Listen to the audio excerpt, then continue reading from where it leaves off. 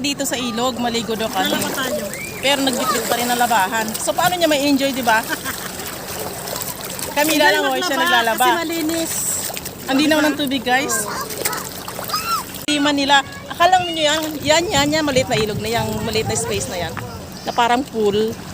Akala nyo mababaw, no. Lampas tao yan. Mamaya. Napakalinaw ng tubig, di ba? Itong part na to dito, mababaw lang, kaya nandyan yung mga hindi marunong lumangoy. Tulad ng ate ko, ayun. Oh.